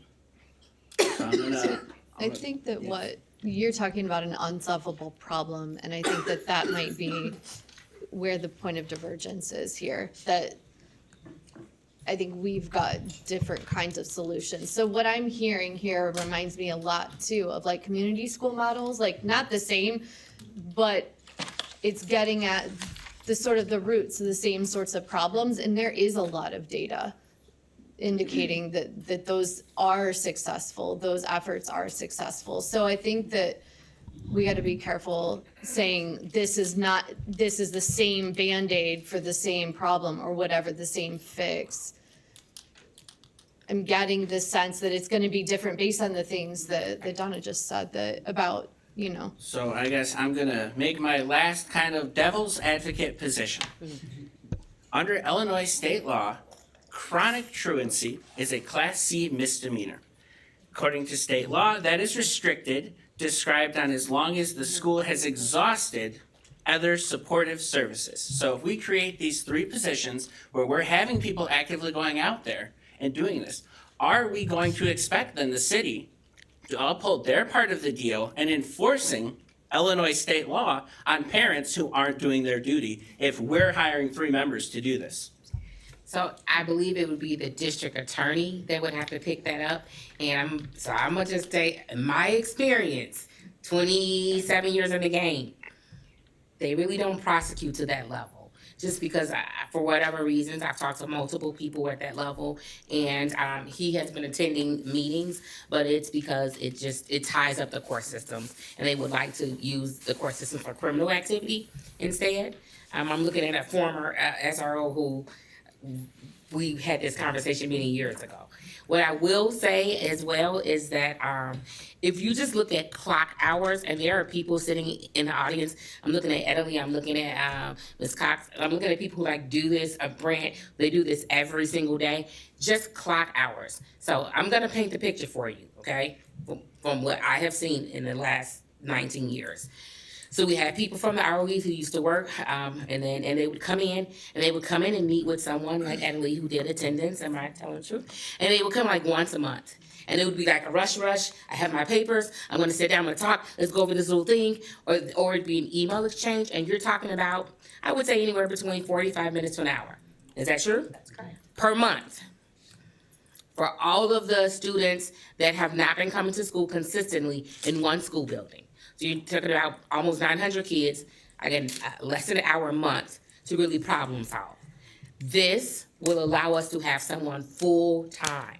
Like, you go from like an hour a month to someone, however many clock hours, that we can get out of them. Of course, we try to get the most out. And so that really just clock hours alone, it's changing the game. It's changing the game. I promise you this, I'm gonna say this public statement. There will be people that will try to model after us once we do this. Because it's an opportunity, but the opportunity was created by pretty much a tragedy that ROE don't have the resources. But it gives opportunity to fashion something that does not exist. And I wouldn't be surprised if our neighbors are like, hey, can you show us how to do that? So I'm looking at two different directors. It says that these positions will be under Kyle's Student Family Services, but who's gonna be their boss? It's a great question. So we are working within my team to kind of identify the correct supervisor. When we think about attendance, I say attendance, I want to backtrack. These purposely aren't called truancy officers or attendance officers, right? They're wellness. So we're talking about attendance, but really what I want to talk about is what are those things around attendance that are getting in the way? Are they resources? Are they SEL needs? Are they behavioral needs? So to me, it makes a lot of sense that this would fall within our MTSS structures as kind of a tier 3 support. So within that, we have SEL and MTSSA and MTSSB support, so it would fall within that. Okay, and I don't need to know the details of it, but one of the frustrating things I had as an SRO and some of the principals that I worked with is that 1 hour also included talking to the administrators, which they never had answers for. So there will be something in there that would require some reporting to the building administrator on the activities for the students in that building, right? If they're MTSS, they would be, right? Yeah, so just like what they're doing is showing up to them so they can see it. 100%. Okay. Yeah. So I just wanted to ask one about, so we're looking at for the ELDC as well and allocating one of these positions to work with the ELDC. And so that's not compulsory attendance, right? And so how are we envisioning is this like somebody that's gonna be like, reaching out with like the county for like WIC eligible parents and giving them opportunities like, hey, like here's what we have for you that you're eligible for to attend the school, et cetera. Is that like what we're envisioning for that? Like what other? For our ELDC, it's that type of community connection. So we do community screenings, we do different, we have transitions for EI to EC, and we need support there for families. Again, not calling this an attendance or truancy officer, professional development, having community conversations around things that might be pertaining to parents of kids 3 through 5. So we really want to make it, we don't want to limit its scope in just attendance. We want it to be all the things that can get in the way of attendance, from transportation to maybe some mental health needs and in between. Which, if we're gonna be investing this much in a brand new ELDC building, I think we wanna make sure that, if we build it, they come, and that we tell them, here's how to get here, and what we can provide for you, so I like that idea. And it's not the ELDC isn't doing a good job of it now, but we know we can do more with more. Sure. Thanks. Yep. Does anyone have any questions about any other positions? Well, I'm just looking at the overall cost. I know last year when this came before the board, I wasn't on the board at the time, but it was like $1.7 million. I'm trying to justify all these new positions with any potential increase in enrollment. Have we seen an overall increase in, I'm trying to justify why we're putting 14.75 new positions, and I don't believe we've seen sufficient enrollment to justify all this. I cannot speak to enrollment, Right, but I don't think we have, at least the figures that I've seen, so. I'm just wanting to make sure that the enrollment piece is tied to the positions that are required for classroom. So maybe that's what we need to speak to, which ones are the ones that are tied to classrooms that we need? You know, like the ones that we need for the high school, the ones that we need for everywhere else, based on student population that we currently serve. So within the request, if you look at the elementary and the secondary levels, in those positions, starting with elementary, we have, so let's jump down to the special ed positions. And Kyle, you might wanna come back and support that, but the special ed positions are based on the number of students that have qualified for special ed service, special education services, and the need to be able to support them and the limits that are, that exist for those classrooms. Yeah, spot on. So we're seeing an increase in need, and we have seen this trend for students that require self-contained programming, either in our SOL or intensive programs. And as those numbers go up and as those students roll up, that requires us to increase sections. So those are all due to those rising special education enrollments. And that's in both elementary and secondary levels. Would these be positions for the 26-27 school year, or if we were to approve this, all these positions? They're not specified for one school year because those students continue to roll up, so the need still exists. But we're always evaluating if classrooms are needed or positions are needed or not, and then make decisions on positions.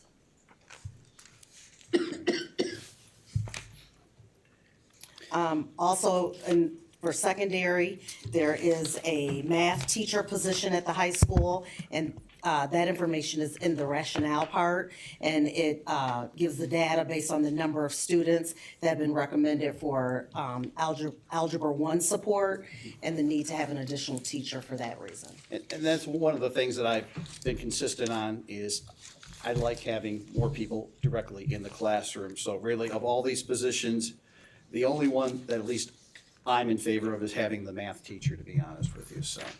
And the fact is, all these the 1.281 million is gonna increase every year by a 4 or 5% salary, so this isn't gonna be an ongoing, budget item that will be added to, at least for local funds, to our budget every year, so. The cost just kind of turns me the wrong way, so. Does anyone else have any other questions or comments before I seek consensus? Yes? Trying to think of how to say this. I just want to challenge us though, the way, and I want to say this publicly, how we're thinking about education and what counts as education.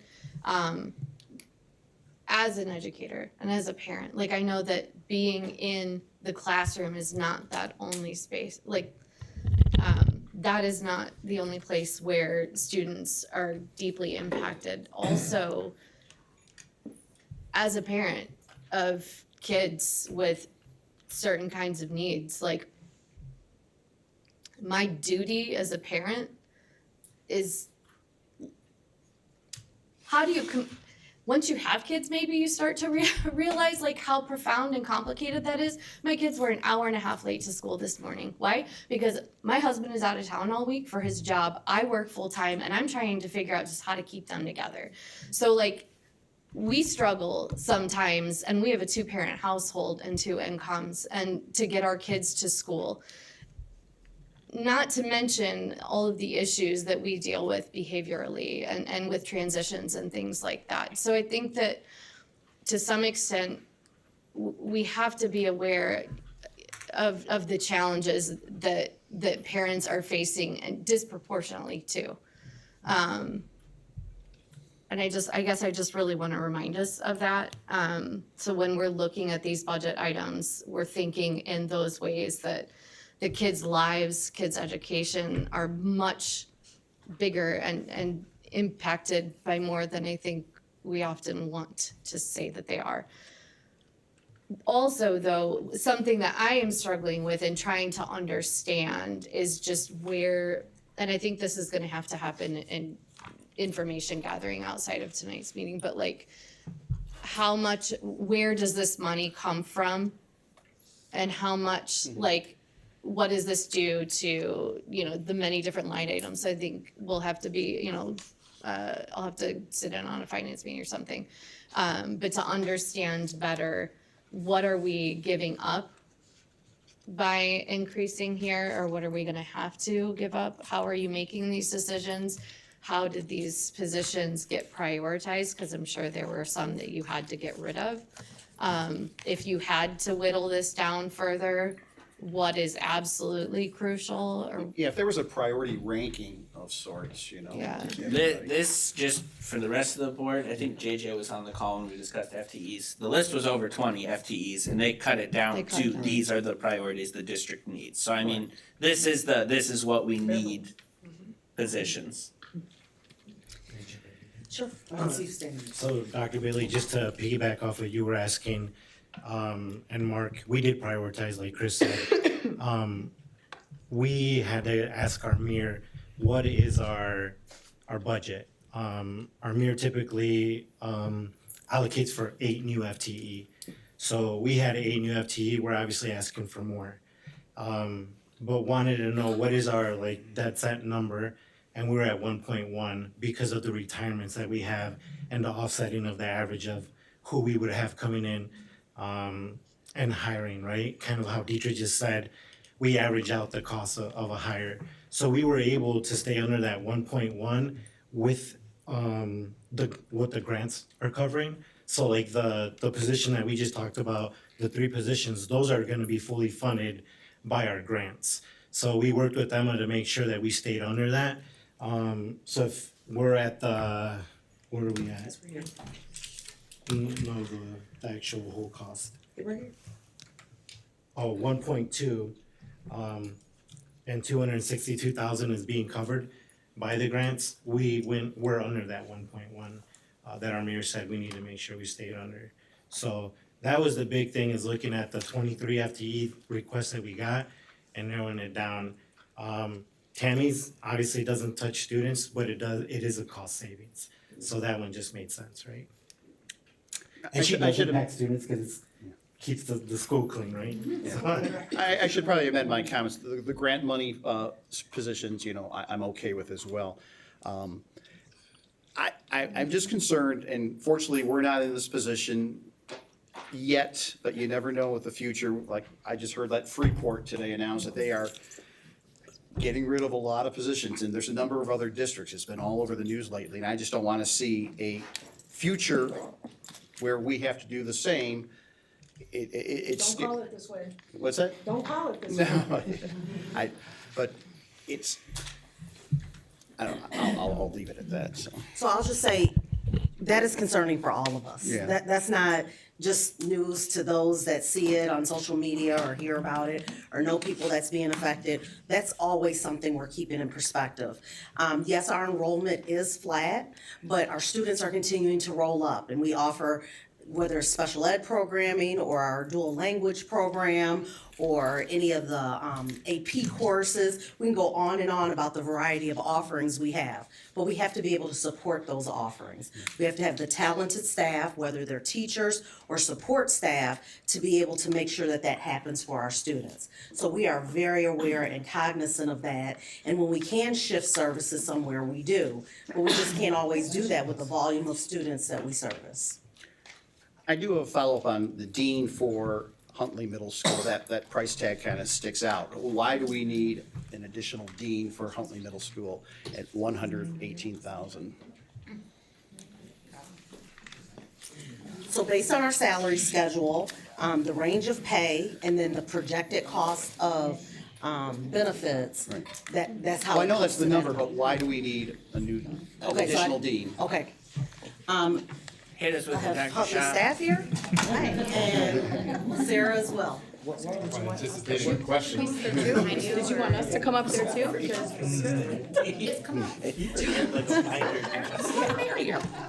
Thank you That was the big price tag on it, so I didn't see the price it gets tag, my but- attention.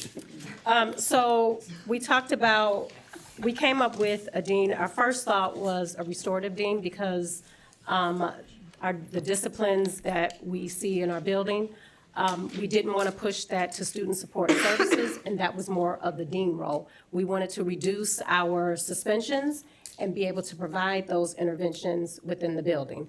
We do have a dean already, and wanted to be able to increase the services with her being able to push into the classrooms, be able to do restorative lessons, our admin to student ratio. I don't have the number on the top of my head, but Sean does.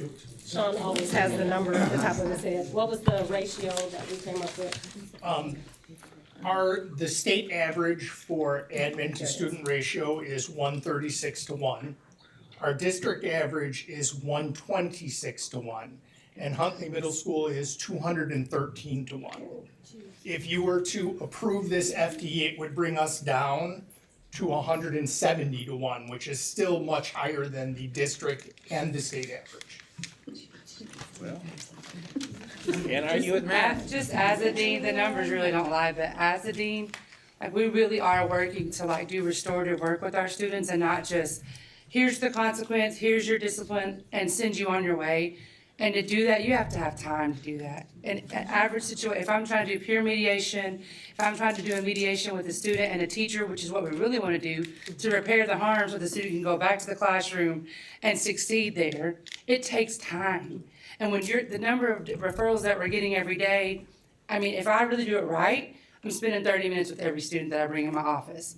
And so I'm a dean and I still do evaluations, I still do other pieces as an administrator in the building, but for our APs, they have, they're taking care of all support staff, scheduling, multiple factors that I don't even have to touch.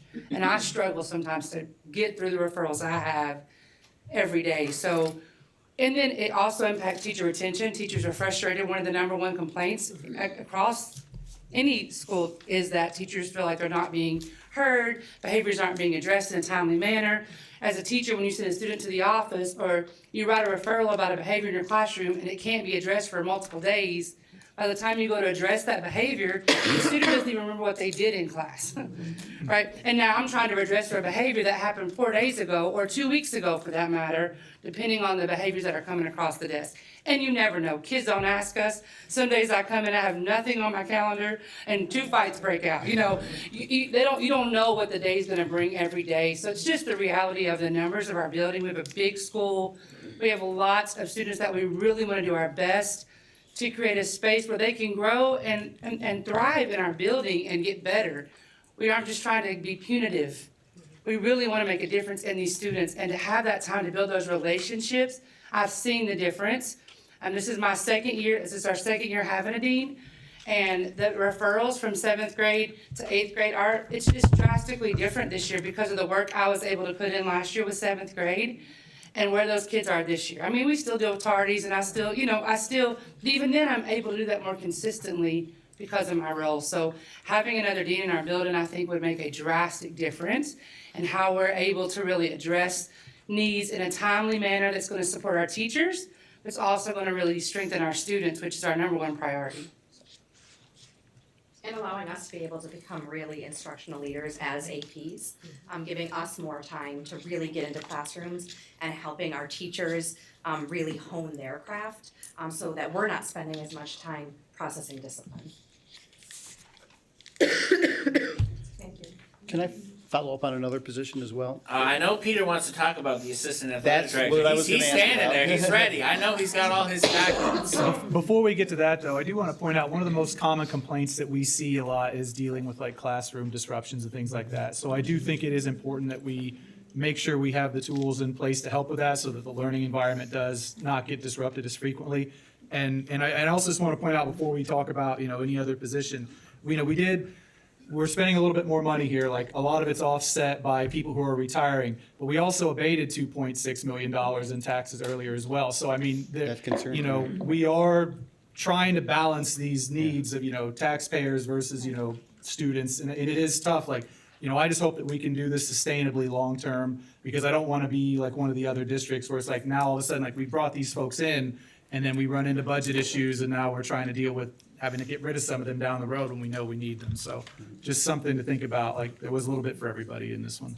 Can I just jump in there too and say, we actually under levied more. So we already max abated and we under levied even more tonight with that resolution of 2.6. There you go, under levy, Yeah, not which abate. would cover and then some, right? If we would not have under levied.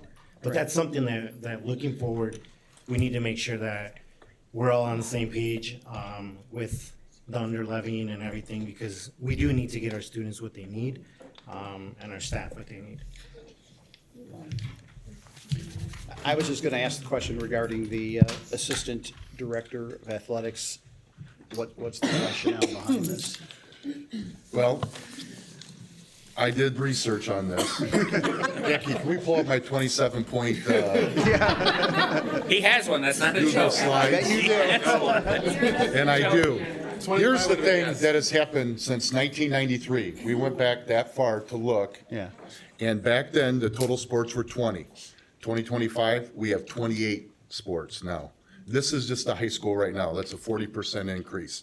Team levels goes from 40 to 65, 93 to 2000 to 2025. That's a 62% jump up. And then coaching staffs from 51 in 1993 to 122 coaches in 2025. So that's a 139% jump. We're looking at, we're talking about attendance and things like that. It's kind of a three-prong attack with the assistant director. It talks about engagement, attendance, and belonging, which will get kids to school. Okay? That's just not at the high school, it's through the whole district. If, I have the numbers for the middle school, because I went back and looked, in 1993, sports programs back then were 7. Now they're 16. We have 16 sports. That's 128% growth. Levels of play from 8 to 24. That's a 200% growth. Coaching staff, 20 to 28. It's a 40%. And then activities, even at the high school, back in 1993, there was 749 student athletes. Now there's 1,562. That's 109%. Then you go to all of the, well, here's the thing I'll tell you with tardies. Non-participants is only 33%. If you don't participate, they have 33% tardy rate.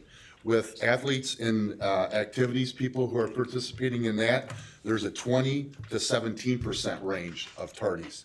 Attendance, if you're not in anything, it's 89% coming to school. Activities and athletics is 94.2 for athletes, and activities, it's a 94.42. GPA, non-athletic, 2.27. Athletic, 2.92. Activities, 2.95. So the more you're involved, the more you're going to come to school. And one of the big reasons for this that I've talked to you about, anyone that would listen to me about this, is that it's not a luxury to have this. We have had the same thing since 1993 to now, to have an assistant athletic director. I looked at the stats of all the things that we have done. So multiple events. I went back to 2024, 2025. 265 days of activities throughout the school. Only 20 days were where we didn't have an event. So out of those 265 days, we had 514 events going on at the same time.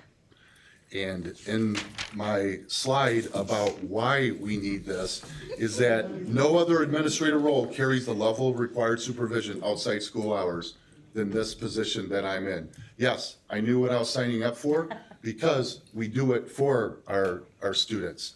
We need that other person because you can't expect me to be in all these places at once. And another big thing is that with that position, if you looked at it, I'm in charge of activities for the IHSA. The other activities go to Donna, go to the assistant principals. Now with that, it comes into my office where the students know where they can come when they want to do another group or whatever they want to do. And it takes that so they can meet with our new position to help with attendance and do all that other things. So it's a three-prong attack on how we can get people. And the biggest thing is I have in there and I can share it with you, is that once they get in, they know where the niche they find. they find someone so they can be part of the One Barb family. Would the person who assumes this position be assuming some of the duties of the athletic director, or would they have additional duties that are? They kind of, so right now, the position is only like part-time, where they do a lot of the practice scheduling and do a lot of conference, scheduling of games. Just to put in perspective, when I first started here, we were in the NIB 12, where we had 12 schools. Now we're in the DVC, where we only have 6. I'll use basketball as an example. You get 31 games. With the DVC, you only get 10. So we have to schedule 21 more games. Back then, we didn't have to do all that scheduling. So that is a good portion of the day that they do. My position does all the tournaments. I do baseball, softball. We do all that stuff where it all balances out. Back in 1993, it was an event director. Now, if you could see all of the different hats that the director does, is that it's the liaison between the IHSA, IESA. You've got to go through Title IX, all the dealings with the IHSA, technology innovator, things that we can do to make things better, which we have done, and then a culture builder.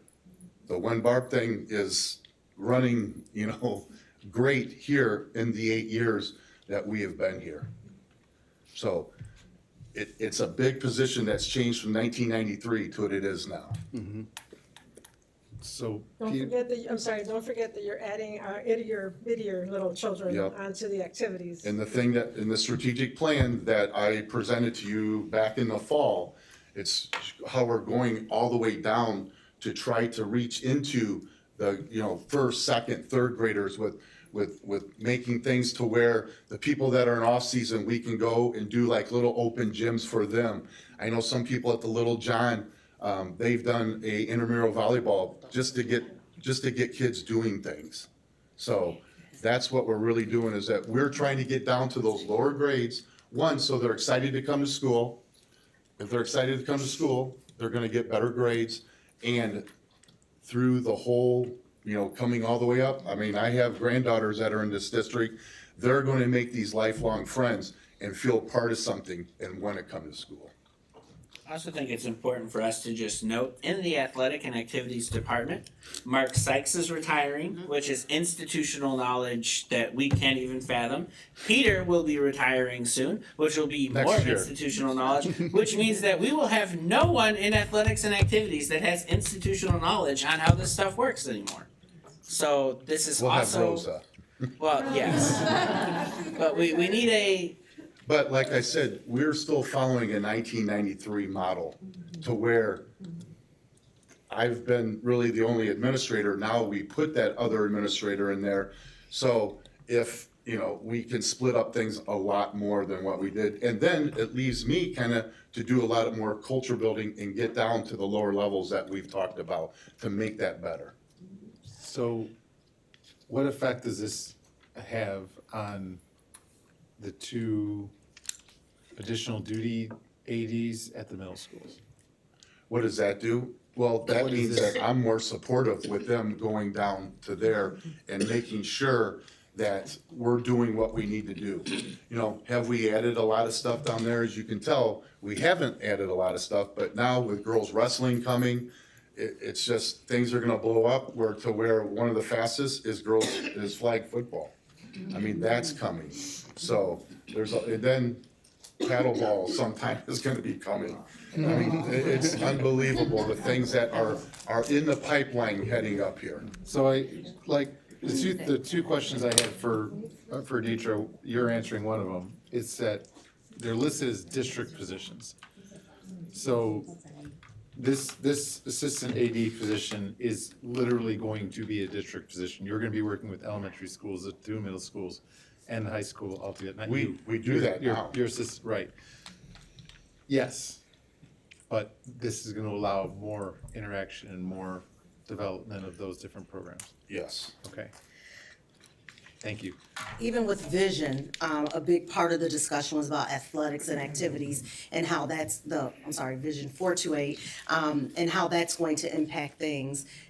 when we go towards that model, that changes so much for the district. Definitely at our elementary level, but then even at the split levels for our middle schools. So there's a lot of work to be done, and there's a lot of work that is going on, so. Yeah. I have one other question about a different position, if anybody has something for Peter.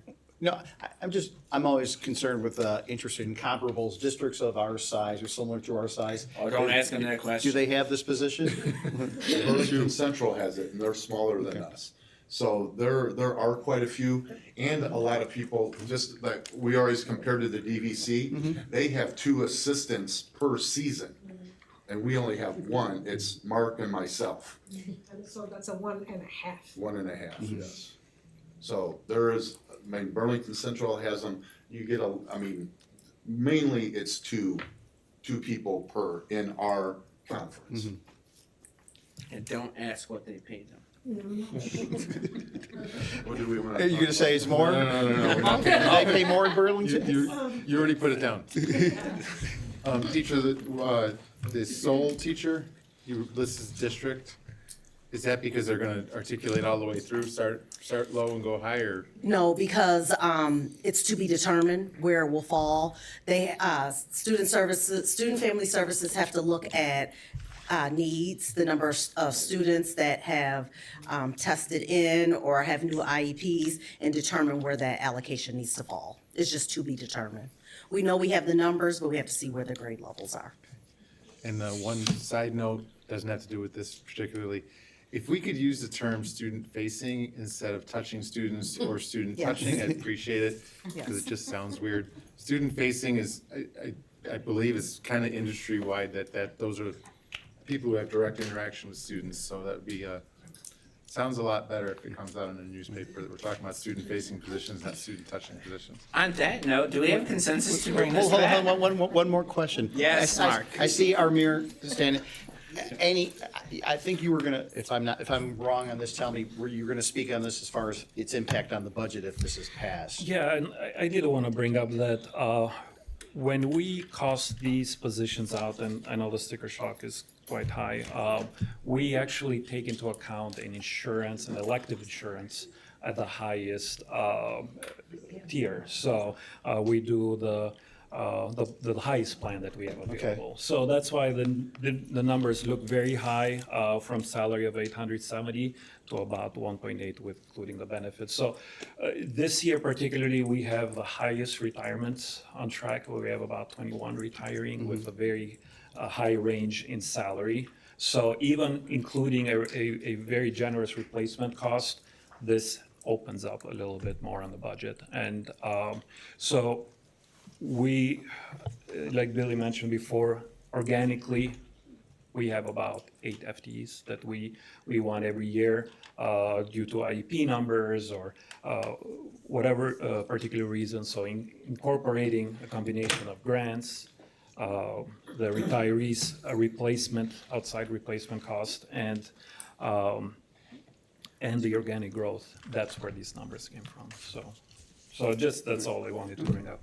And one final thing before we, if the board does provide consensus to bring this back, are we gonna then look at each of the positions for the next, or are we gonna approve this as a? So, I mean, should the board get back to the board president, other members, as far as which positions we So would what like? we would do, and what we've historically done with projects of whether it's FTEs or whether it's a very big bid, Right. is we just give consensus for the full slate to come back, and then in that vote, you can make a motion to remove an item if you would like to. Okay. That's at least how we've Well, at least historically last year, I done it. know the discussion was very brief, so. Can I ask, if there is one that maybe could be a possibility of wanting to remove, that there's questions get asked? So like, for example, the math interventionist, there's been no questions asked about that. So I would hope that at the next board meeting, that's not one that somebody would want to pull, and then they didn't get the opportunity to answer any questions on the math interventionist position. So just asking that favor from the board, if that's something that you're thinking, any questions that you have for them right now would be the best time to ask.